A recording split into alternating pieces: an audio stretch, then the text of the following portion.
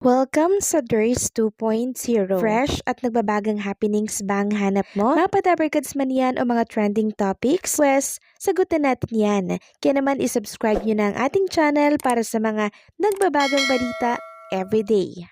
Welcome back again sa ating YouTube channel mga Kadabarkads, and for today's video, ang pag-uusapan natin ay tungkol sa mga importanteng kaganapan sa loob at sa labas ng Itbulaga. Tunahin na nga nating pag-usapan ang tungkol dito sa naging successful po na pagsalubong sa Quezon City Countdown ni Dabarkads host Alan Kay, kasama po ang iba pang mga comedian like Pokwang, Donita Knows at marami pa pong iba na siyang in-enjoy na mga taga Quezon City. Samantalang kahapon naman po mga Kadabarkads, bago po ang bagong taon, pinakita po ni Pauline Luna Soto ang pagbalik ng kanyang pamilya dito po sa ating bansa. Samantalang sa bahay naman po ni Tito Soto, sama-samang sumalubong ng bagong taon ang Soto family. At makikita nga po dyan mga Kadabarkads ang kanilang mga costume na may pagka-sporty. So ipapakita ko po sa inyo ang ilang mga kaganapan sa Soto family. Ayan po yung mga picture nila, sama-sama sila at talaga namang nag-enjoy sa pagsalubong po ng bagong taon. Samantalang si Ryan Agoncillo and Julian Santos naman nakabalik na rin po ng ating bansa at dito sumalubong ng bagong taon. Samantalang ito naman ang kaganapan sa pamilya po ni Boss Joey De Leon. Sama-sama rin silang sumalubong ng 2026. Sabi nga po ni Jaco De Leon, "We say goodbye once again. Good riddance even for many of us, but a new season is about to begin, and we can't wait to say hello 2026.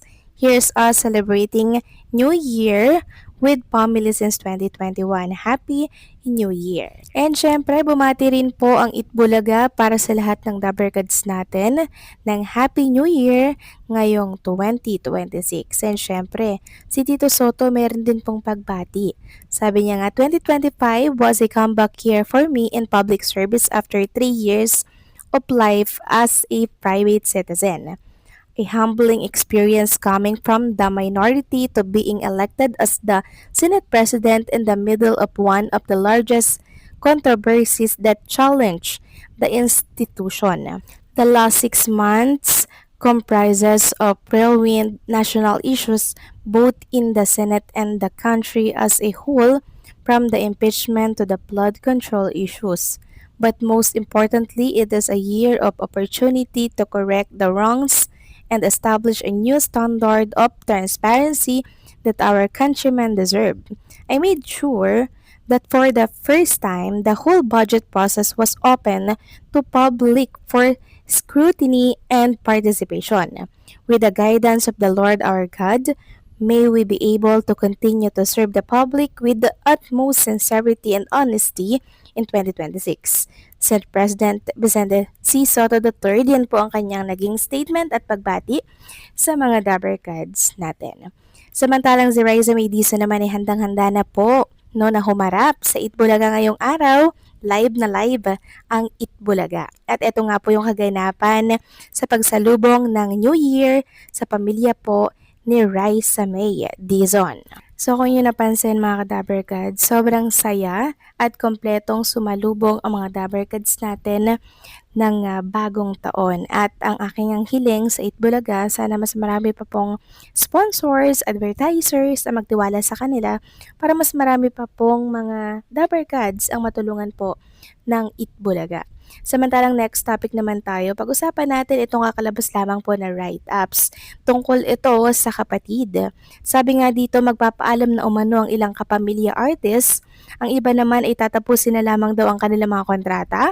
Very timing di umano, dahil nalaman nilang finally na isa si Mr. Johnny Manahan o kilala bilang Mr. M ang bagong magpapatakbo ng MediaQuest Artists Agency na itinakda ring magkaroon ng grand relaunch sa 2026. Gusto umano ng mga ito na makasama sa nasabing relaunching. Mukhang di umano ang iba ay handa nang mag-alt sa balutan dahil gusto nilang sundan ang kanilang mentor, star builder at tatay-tatayan na marami nang napatunayan at napasikat ng mga bituin. Yung iba nga daw na hiniram umano ng Kapatid Network ay naisipan na ring magstay for good sa TV5. at wala na umanong balak bumalik pa dahil sa ibinigay sa kanilang project at nakita rin nila na ibang mag-alaga ang isang artist or talent ang Media Quest. Ngayong bagong taon kasi marahil itatayo na ang TV5 sa sarili nito at magpo-produce na ng sariling mga di kalibreng mga programa. Inaasahan kasing dadagsa ang mga proyektong maglilikha ng trabaho. Magiging in demand ang mga on-cam artists and talents at kailangan nila ng isang mentor para rin sa kanilang personal at professional growth.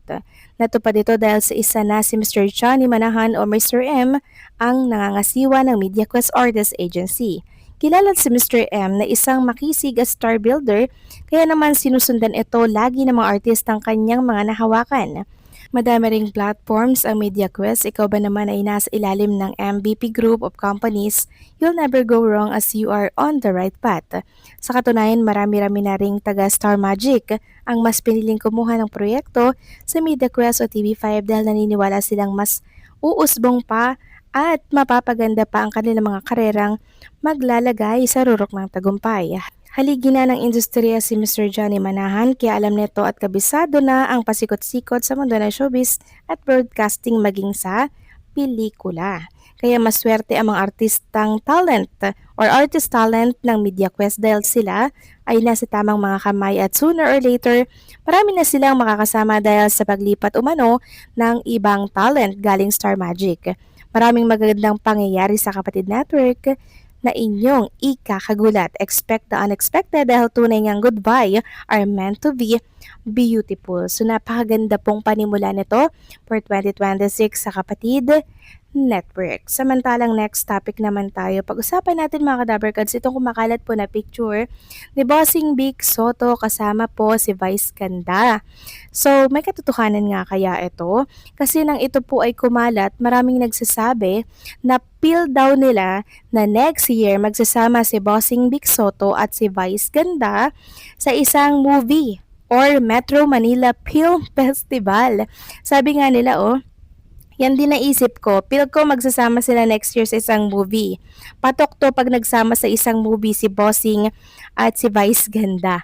Sabi pa ng isa, sana next year gawa kayo ng movie ni Bossing at Vice. Sobrang nagustuhan po ng mga netizen itong picture na to ni Bossing Vic Soto and Vice Ganda. Kasi sino nga naman po mag-aakalang magkalaban?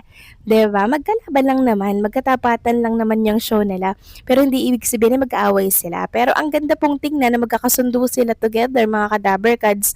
Pero ang tanong, may katotohanan nga kaya itong picture na to? Meron kasing nagsasabi na AI daw mga kadaberkads ang picture na to. Well, kung AI ito, okay lang din naman. At kung totoo, di mas okay lang din mga kadaberkads kasi talagang pinakita lang po nila na talagang hindi dapat magbangayan. Magkakatapatan lang pero hindi po magkaaway. Kayo ba mga kadaberkads? Agree ba kayo na magkaroon po ng movie or project si Vice Ganda at Bossing Vic Soto? Please comment down below. So paano hanggang dito na lamang po ang update natin. Maraming salamat po sa patuloy na pagsuporta.